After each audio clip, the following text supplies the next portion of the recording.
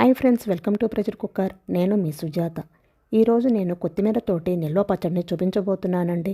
ఎవరైనా చాలా సింపుల్గా చేసుకునే విధంగా కరెక్ట్ కొలతలతోటి మంచి రుచిగా చేసుకోవాలంటే ఎలా చేసుకోవాలో నేను చేసి చూపిస్తాను.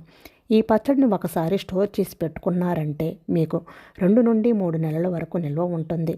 రైస్లోకి, టిఫిన్లోకి రెండింటిలోకి తినేయొచ్చండి. కొత్తిమీర కూడా హెల్త్కి చాలా మంచిది కదా. ఎలా చేయాలో చేసి చూపిస్తాను. ఒకసారి మీరు ట్రై చేయండి, చాలా బాగుంటుంది టేస్ట్. ఉన్న కొత్తిమీర కట్టను ఒకటి తీసుకున్నానండి. దీంట్లో ఇప్పుడు ఈ కట్టని కాడలతో సహా ఇలా కట్ చేసుకోండి. చివర ఉన్న ఏరులు ఉన్నాయి కదా, ఆ భాగాన్ని తీసేసి కాడలతో సహా ఈ విధంగా కట్ చేసుకొని ఏదైనా బౌల్లో వేసుకొని పక్కన పెట్టుకోండి. ఈ కొత్తిమీరలో కూడా నాటు కొత్తిమీర, హైబ్రిడ్ కొత్తిమీర దొరుకుతాయి. నాటు కొత్తిమీర అయితే పచ్చడి రుచిగా ఉంటుంది.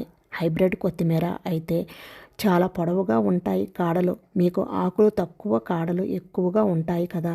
అలాంటి కొత్తిమీర కంటే నాటు కొత్తిమీర అయితే రుచి చాలా బాగుంటుంది.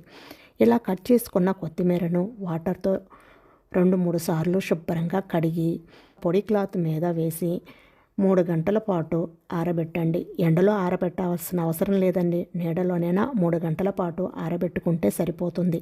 తడి లేకుండా ఆరేటట్లు చూసుకోండి. తడి తగిలితే పచ్చడి పాడైపోతుంది, ఎక్కువ రోజులు నిల్వ ఉండదు. కాబట్టి తడి లేకుండా శుభ్రంగా ఆరబెట్టుకోండి. చూడండి, 3 గంటల తర్వాత శుభ్రంగా ఆరిపోయింది. బాగా ఆరింది కదా. చూడండి, ఇలా ఆరిన కొత్తిమీరని మీ ఇంట్లో ఏదైనా గిన్నెలు ఉంటాయి కదా, ఆ గిన్నెతోటి కొంచెం పెద్దదిగా ఉన్న గిన్నె తీసుకొని కొలత పెట్టుకోండి. ఈ కొత్తిమీర ఆ గిన్నెలో వేసుకొని చూడండి. నాకు ఇక్కడ 1.5 కప్పులు కొత్తిమీర వచ్చింది. దీనిని పక్కన పెట్టుకొని మీరు ఏ కప్పుతో అయితే కొత్తిమీరను కొలుసుకుంటున్నారో అదే కప్పును కొలతగా పెట్టుకొని 1 కప్పు ఎండుమిరపకాయలను తీసుకోండి. ఈ ఎండుమిరపకాయలు ఇలా తుంచి వేసుకోండి. చాలామంది కొత్తిమీర పచ్చడిలో కారం వేసుకుంటారు, కానీ ఎండుమిరపకాయలు వేసి చేస్తే మీకు ఎక్కువ రోజులు నిల్వ ఉంటుంది. రుచి కూడా చాలా బాగుంటుంది. ఇప్పుడు మీరు ఏ కప్పుతో అయితే కొత్తిమీర తీసుకున్నారో మళ్ళీ అదే కప్పును కొలతగా పెట్టుకొని 1/2 కప్పు చింతపండును తీసుకోండి. 1/2 కప్పు అంటే ఇలా చూడండి, గుప్పెడు పైన ఇంకొంచెం ఎక్కువ పడుతుంది. ఈ చింతపండులో ఉన్న గెవెనలు, విత్తనాలు అన్నీ తీసేయండి. ఇలా శుభ్రం చేసుకున్న తర్వాత వేడిగా ఉన్న నీళ్లను ఈ చింతపండులో పోసుకొని, అంటే చింతపండు మునిగి అంతవరకు పోసుకోండి. మరి ఎక్కువ పోయాల్సిన అవసరం లేదు. నీళ్లు పోసుకున్న తర్వాత ఒకసారి కలుపుకొని పక్కన పెట్టుకోండి. చింతపండు బాగా నానుతుంది. చల్ల నీళ్లు పోయవద్దండి, పచ్చడి నిల్వ ఉండదు. బాగా వేడిగా ఉన్న నీళ్లు పోసుకోవాలి. ఇప్పుడు ఫ్యాన్ స్టవ్ మీద పెట్టుకొని వేడి చేసుకున్న తర్వాత ఇందులో 1 టేబుల్ స్పూన్ మెంతులు వేసుకొని కొంచెం ఫ్రై చేయండి. తర్వాత 1 టేబుల్ స్పూన్ ఆవాలు వేసుకొని మెంతులు బాగా ఎర్రగా వేగే అంతవరకు ఫ్రై చేసుకోండి. ఇలా మెంతులు బాగా వేగిన తర్వాత ఒక ప్లేట్లోకి తీసుకోండి. చల్లారిన తర్వాత మిక్సీలో వేసుకొని మెత్తగా పౌడర్ చేసుకోవాలి. మళ్ళీ ఇదే ఫ్యాన్లోకి 1 టేబుల్ స్పూన్ ఆయిల్ వేసుకొని ఆయిల్ కొంచెం వేడైన తర్వాత మనం ముందుగా తుంచి పెట్టుకున్న ఎండుమిరపకాయలను వేసుకొని ఫ్రై చేసుకోండి. ఈ ఎండుమిరపకాయలు ఇలా తుంచుకొని వేయటం వలన మీకు ఈ ఎండుమిరపకాయల్లోని గింజలు కూడా వేగి టేస్ట్ బాగుంటుంది. ఇప్పుడు చూడండి, ఇలా వేగితే సరిపోతుంది, మరీ మాడనివ్వకండి. ఇలా ఫ్రై అయిన ఎండుమిరపకాయలను ఒక ప్లేట్లోకి తీసుకోండి, పక్కన పెట్టుకొని ఇప్పుడు అదే ఫ్యాన్లోకి 1 టేబుల్ స్పూన్ ఆయిల్ వేసుకొని ఆయిల్ కొంచెం వేడైన తర్వాత కొత్తిమీరను వేసుకొని ఫ్రై చేయండి. ఫ్లేమ్ని మీడియంలో పెట్టుకొని కొత్తిమీరను బాగా ఫ్రై చేయండి. 4-5 మినిట్స్ ఫ్రై అయితే సరిపోతుంది. కొత్తిమీర ఇలా బాగా ఫ్రై అయిన తర్వాత బౌల్లోకి వేసుకొని పక్కన పెట్టుకోండి. ఇప్పుడు మళ్ళీ ఇదే ఫ్యాన్ని స్టవ్ మీద పెట్టుకొని ఆయిల్ పోసుకోవాలి. ఆయిల్ ఎంత తీసుకోవాలంటే కొత్తిమీర కొలుసుకున్న కప్పు ఉంది కదా, అదే కప్పుతోటి 1/2 కప్పు కొలుసుకొని ఆయిల్ తీసుకోండి. మీకు మెజర్మెంట్స్ కప్పుతో కావాలంటే 1.5 కప్పుల ఆయిల్ తీసుకోండి.